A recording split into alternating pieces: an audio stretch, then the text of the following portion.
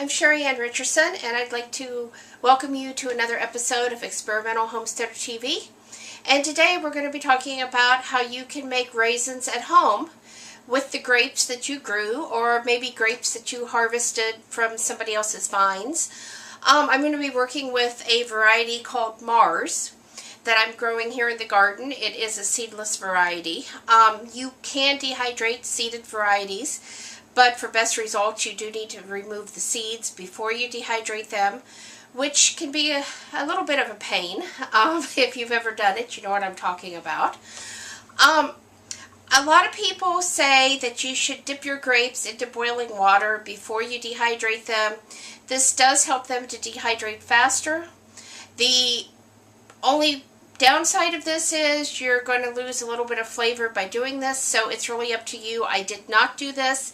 I did wash my grapes very well in cold water before I proceeded to do this.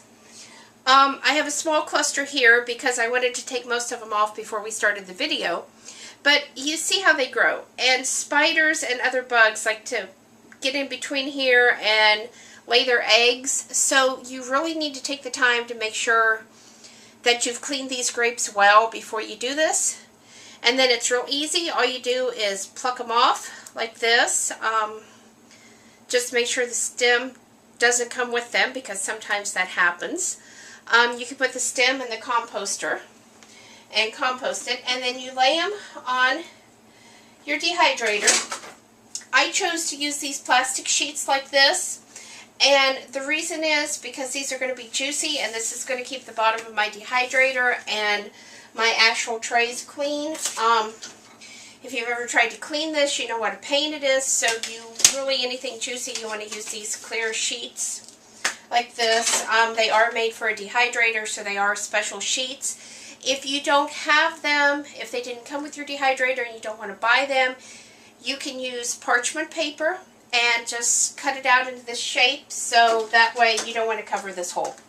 You're going to need to make that circle and then make it a circle shape and put it in. So I have my grapes on these racks, and I actually have 3 racks. You don't want them packed real tight. Okay, I'm going to put my lid on. I'm going to set my dehydrator to 160, and I'm going to turn it on. And then I'm going to set my timer for an hour, because that's all it does.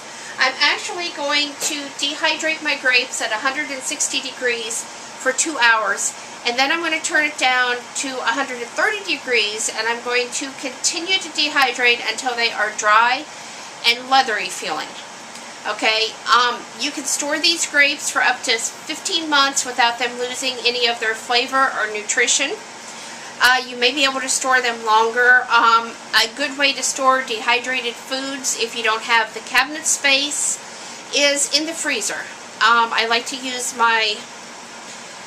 some of my food processing bags and suck the air out and put some of my food in the freezer. And if I don't store dehydrated foods that way, I do store them in glass canning jars with the plastic lids that are made for the canning jars.